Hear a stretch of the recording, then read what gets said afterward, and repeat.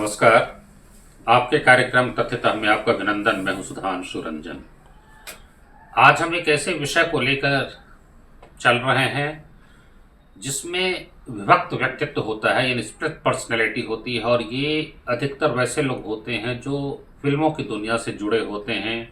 जो पहले पर्दे पे आप देखते हैं वो चेहरा और उनका जो असली जीवन में जो चेहरा होता है, दोनों में काफ़ी भिन्नता होती है। और इसकी शुरुआत हम करेंगे मैरिलिन मोनरो के जीवन से, जिनकी जयंती 1 जून को पड़ती है। 1 जून 1926 को लॉस एंजलिस में उनका जन्म हुआ था। तो उन्हीं से हम शुरुआत करेंगे और जो रियल लाइफ और रियल लाइफ का फ़र्क है उसे समझने की कोशिश करेंगे, जिसको हम समझते हैं कि ये शख्स इतना मशहूर है, इसके पीछे इतने लोग दीवाने हैं, लेकिन उसके अपने जीवन में कितना दर्द होता है उसे शायद हम नहीं जानते हैं। और इसीलिए आइए हम शुरुआत करते हैं सबसे पहले मैरिलिन मोनरो के जीवन पर एक नज़र डाल करके। जैसा मैंने कहा कि 1 जून 1926 को उनका जन्म हुआ था और उन्हें मात्र 36 वर्ष की आयु ईश्वर ने दी, क्योंकि 4 अगस्त 1962 को अल्प आयु में ही उनका निधन हो गया। लेकिन इस बीच उन्होंने पूरी दुनिया में एक छोटी उम्र में ही बहुत धूम मचा करके रख दी और कॉमिक ब्लॉन्ड बॉम्बशेल कैरेक्टर्स वो निभाती रही, उस रूप में काफ़ी मशहूर हो गई। उनकी सुंदरता की चर्चा पूरी दुनिया में होने लगी। उनको जो है सो बिल्कुल सौंदर्य साम्राज्ञी कहा जाने लगा। सेक्स सिंबल के रूप में पूरे विश्व में उनकी चर्चा होने लगी। लेकिन उनका जीवन संघर्षों से भरा रहा। बचपन जो है उनका अधिकतर या तो अनाथालय या फिर पालना गृह फॉस्टर होम में बीता।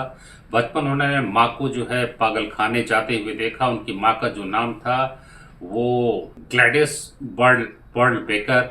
माँ की 3 शादियाँ हुई थी, लेकिन उस सब में तलाक हो गया था और ग्लैडिस के बेटे का निधन हो गया। पति ने आत्महत्या कर ली, इसलिए मानसिक रूप से विक्षिप्त हो गई थी। और जब माँ को पागल खाने जाते देखा तो मैरिलिन मोनरो पे इसका जो है बहुत ही बुरा प्रभाव पड़ा। बिना बाप की बच्ची, पता नहीं है कि बाप कौन है, इसलिए नानी से बार बार पूछती थी कि नानी बताओ कि मेरे पिता कौन है। एक बार नानी ने झल्ला के एक बहुत ही मशहूर अमेरिकी एक्टर विलियम क्लार्क गैबल का नाम लिया कि तुम विलियम क्लार्क गैबल की अवैध संतान हो। ये सुनकर मैरिलिन मोनरो को झटका तो ज़रूर लगा, लेकिन उनके अंदर एक ललक पैदा हो गई कि उन्हें भी अभिनेत्री बनना है। ये सारी चीज़ें जो हैं उनके जीवन में इस तरह से आई कि केवल लगता है कि एक दर्द की दास्तान थी। मैंने कहा पालना गृह में और जो है अनाथालय में समय बीता, वहाँ भी कहा जाता है कि यौन शोषण हुआ। लेकिन 11 साल की जब थी तब उनके साथ उनके एक शिक्षक ने बलात्कार किया। और जब उन्होंने शिकायत की तो उन्हीं को धिक्कारा गया, मारा गया कि तुम एक बहुत ही अच्छे इंसान को रास्ते से भटकाने का तुमने काम किया। और चर्च में उनका पहला कन्फ्यूशन भी हुआ था। और उसके बाद जब वो 13 साल की थी तो दोबारा उनके साथ बलात्कार हुआ था। और इस बार बलात्कारी जो था उनका एक सहपाठी था, लेकिन इस बार भी जो है दोषी उन्हें ही माना गया। लेकिन इसी बीच एक ठंडी हवा के झोंके के रूप में उनके जीवन में जेम्स डुवर्टी आते हैं और 16 वर्ष की अवस्था में उनसे उनका विवाह भी हो जाता है। द्वितीय विश्व युद्ध के दरमियान वो फैक्ट्री में काम कर रही थी जहां एक फोटोग्राफर के संपर्क में आई। इस कारण से उनका संपर्क जो है फर्स्ट मोशन पिक्चर के साथ हुआ और उन्होंने पिनअप मॉडलिंग का करियर वहाँ से उनका शुरू होता है। बाद में उनको फिल्मों में भी काम मिलने लगा और जनवरी 1953 में एक फिल्म आई जिसमें वो नायिका थी, उसका नाम था नियाग्रा। और उसमें इतनी बेहतरीन उनकी अदाकारी थी, साथ ही उनका सौंदर्य ऐसा था कि पूरे अमेरिका क्या पूरे विश्व में उसकी चर्चा होने लगी। और उसी फिल्म से एक सेक्स सिंबल के रूप में भी वो जो है सो जाने जानी लगी। यानी पूरा विश्व जो था सो उनके सौंदर्य का दीवाना हो चुका था। उसके बाद उनकी जो दूसरी फिल्म आई जेंटलमैन प्रेफर ब्लॉन्ड्स, उसने उनकी वो जो छवि बनी थी उसको और भी मजबूत करने का काम किया। लेकिन इसके बाद काफ़ी विवाद हुआ क्योंकि प्ले बॉय का जो पहला अंक आया था उसके मुख पृष्ठ पर उनकी नग्न तस्वीर छपी थी। इसको लेकर के बहुत विवाद हुआ। लेकिन ये बात सही है कि इस सब के बावजूद वो एक बहुत बड़ी स्टार बन चुकी थी और उस समय जो उनको पैसे मिलते थे वो शायद ही किसी और को सकते होंगे। और इस कारण से काफ़ी कंपनियों के साथ, निदेशकों के साथ उनके झगड़े भी हुए और उन्होंने अपनी एक अलग कंपनी भी स्थापित कर ली और उसको फॉक्स के साथ कॉन्ट्रैक्ट भी उसका हुआ। फिर उनको गोल्डन ग्लोब पुरस्कार मिला और 1959 में उनकी film Some Like It Hot पर उनको गोल्डन ग्लोब पुरस्कार भी मिला। काफ़ी मशहूर तो हो ही चुकी थी, लेकिन उनके निजी जीवन पर भी मीडिया में काफ़ी चर्चे हो रहे थे। पहली शादी उनकी टूट चुकी थी और इस बीच फिर उनका संबंध एक बहुत नामी बेसबॉल खिलाड़ी जो डी मैगियो के साथ हुआ और फिर उनसे उन्होंने विवाह कर लिया। लेकिन डी मैगियो जो थे वो डुअर्टी की तरह सहनशील नहीं थे, वो काफ़ी हावी रहते थे और एक बार तो स्थिति ऐसी हुई कि वो मारने के लिए उन्होंने हाथ उठाए, लेकिन जैसे ही उन्होंने हाथ उठाए वैसे ही मैरिलिन मनरो ने हाथ पकड़ करके कहा कि तुम इस बात को समझो कि 1000 डिमैग्यो जो है वो मैरिलिन मनरो की बराबरी नहीं कर सकता है। मैं मिसेस डिमैग्यो होने के पहले मैरिलिन मनरो हूँ। और उन्होंने इस तरह से झड़प दिया कि अगले दिन ही तलाक हो गया। फिर तीसरा संबंध जो था उनका एक बहुत बड़े नाटककार आर्थर मिलर के साथ बना, जो बड़े ही नामी साहित्यकार थे, उनसे शादी हुई। लेकिन ये जितनी भी शादियां हुई वो टूट गई।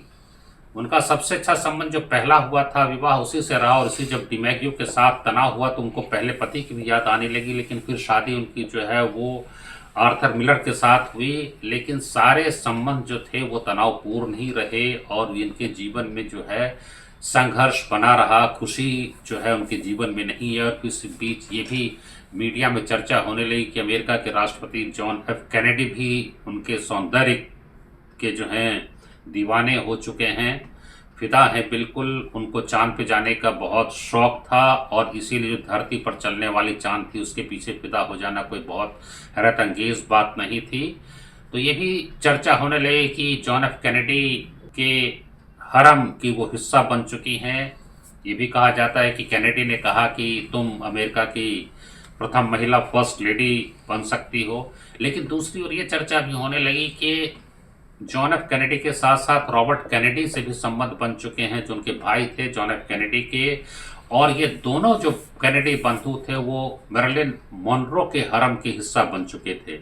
इस तरह से पूरा ही विवाद में उनका जीवन बीतता रहा, लेकिन उनके जीवन में खुशियां बहुत नहीं थी। ये सारा जो ग्लैमर था, जो तामझाम था, जिसके पूरी दुनिया दीवानी थी, वो खुद अपने जीवन से संतुष्ट नहीं थी। 36 साल की जब उनकी उम्र हुई तो उनको एहसास होने लगा कि उनका सौंदर्य ढल रहा है और वो बहुत परेशान रहने लगी।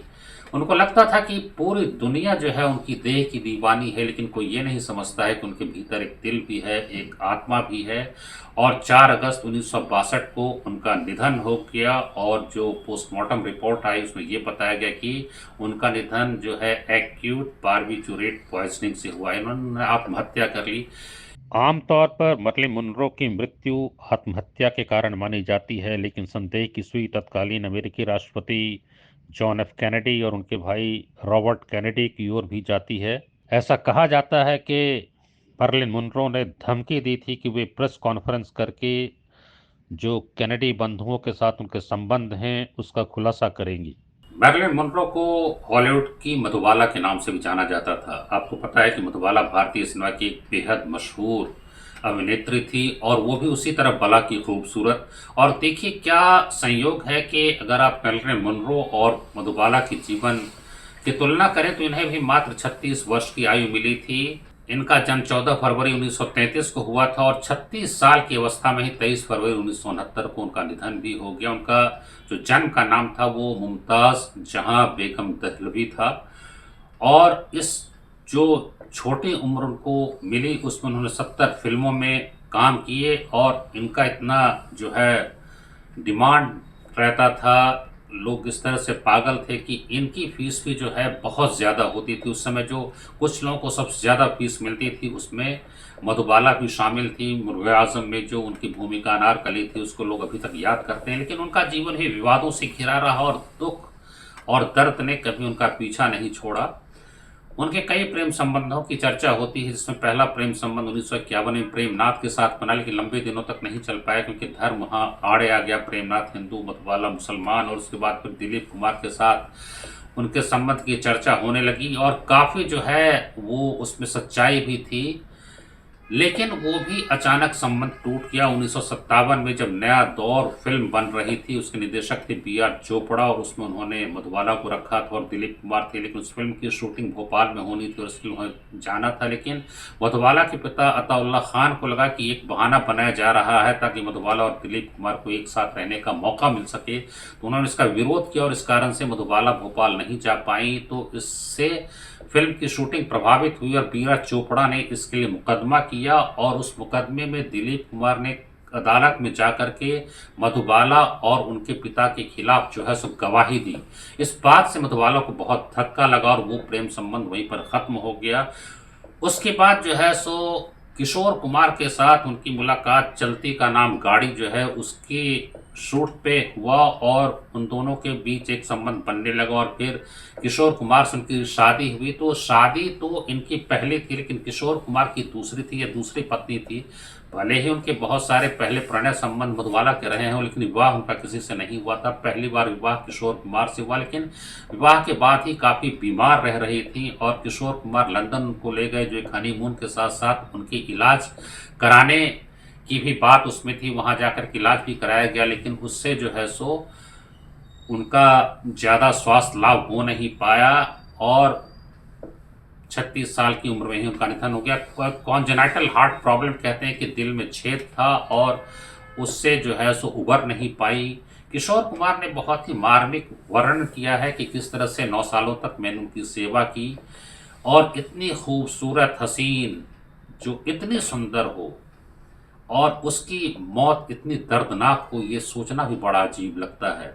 मैंने उनको चिल्लाते हुए चीखते हुए देखा और ये बात वो कोई भी नहीं समझ सकता है जिसने उसको नहीं देखा है। मैंने ये देखा, मैंने उसको मरते हुए देखा और ये बात मैं किसी को बता नहीं सकता हूँ, क्योंकि कोई ये दर्द महसूस नहीं कर पाएगा जिसने उसको देखा नहीं। तो एक जो है उन्होंने जो श्रद्धांजलि अपनी पत्नी को दी उसमें बताया कि कैसी दर्दनाक उनकी मौत हुई थी। तो उनका जीवन भी जो है इसी तरह से दर्दों से भरा रहा। ईश्वर ने बहुत छोटी आयु दी, उसने नाम बहुत कमाया, लेकिन दर्द ने कभी उनका पीछा नहीं छोड़ा। इसी तरह एक और भी अभिनेत्री थी मीना कुमारी, जिनका बचपन का नाम जो था वो तो मजहबी बानो था और उनका जन्म 1 अगस्त 1933 को हुआ था। उनको भी मात्र 39 वर्ष की आयु मिली और वो ट्रेजेडी क्वीन के नाम से फिल्म जगत में विख्यात हुई। पूरे देश में उनकी चर्चा जो है होने लगी। उनके पिता अली बख्श थे, जो इनका जब जन्म हुआ तो उससे बहुत निराश थे, क्योंकि ये दूसरी बेटी थी और अली बख्श चाहते थे कि उनको बेटा हो, इसलिए बहुत निराश थे। इनकी माँ का नाम जो था वो इकबाल बेगम था, लेकिन उनका असली नाम था प्रभावती देवी, जो कि मेरठ से थी और वो ईसाई थी। तो प्रभावती देवी की जो माँ थी यानी मीना कुमारी की नानी, उनका नाम था हेम सुंदरी टैगोर और उनका जो है दूर का रिश्ता रविंद्रनाथ टैगोर के साथ था। वो उसी परिवार से आती थी।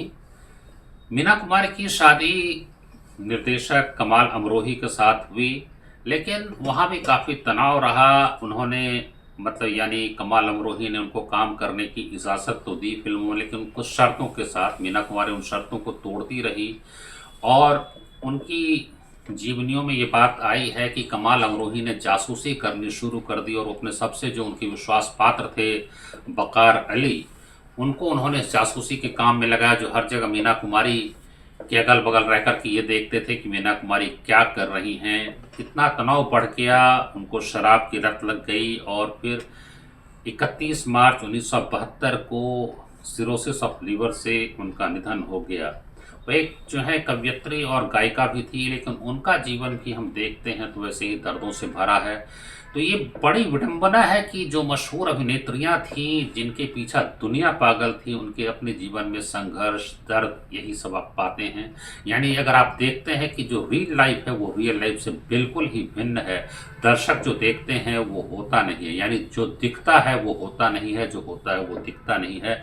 और ऐसी घटनाएं बहुत और के साथ भी हुई है। पूरे विश्व में ऐसी घटनाएं हुई हैं। बहुत सारे कॉमेडियन हैं, पूरी जो है दुनिया को, जनता को, दर्शक को तो हंसाते हैं, लेकिन अपने जीवन में ही जो है बहुत दर्द है।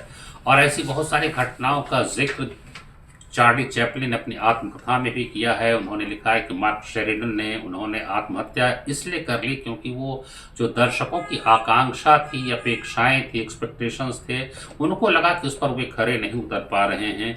फ्रैंक क्वाइन एक बहुत ही नामी कॉमेडियन थे और उनके बारे में भी चार्ल्स चैपलिन ने लिखा है कि he was very pleasant and smiling on the stage. Theatre में बहुत ही मुस्कुराते और बड़े खुश मिजाज नजर आते थे।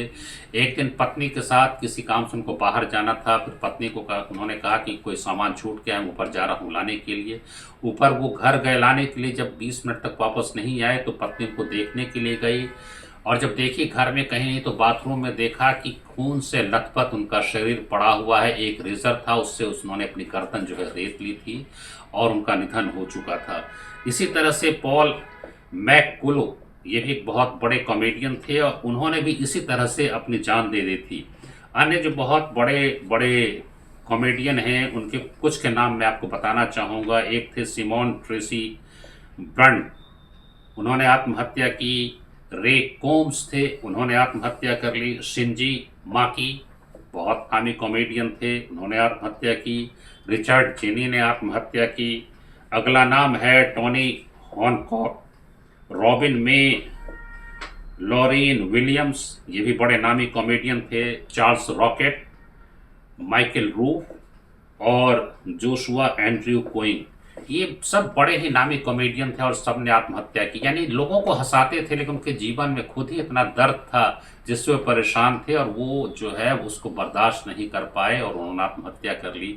तो ये सारे कुछ उदाहरण मैंने इसलिए दिए हैं और उसकी शुरुआत मैंने मैरिलन मोनरो से की कि उनकी जयंती 1 जून को पड़ती है। तो आपको ये बताना था कि जो दिखता है वो होता नहीं है। एक दुनिया नज़र में है, एक दुनिया दिल में है, कौन किसकी जानता है, कौन किस मुश्किल में है। अगर आपको हमारा ये कार्यक्रम अच्छा लगा हो तो आप इसको कृपया सब्सक्राइब और शेयर करिए। बहुत धन्यवाद, नमस्कार।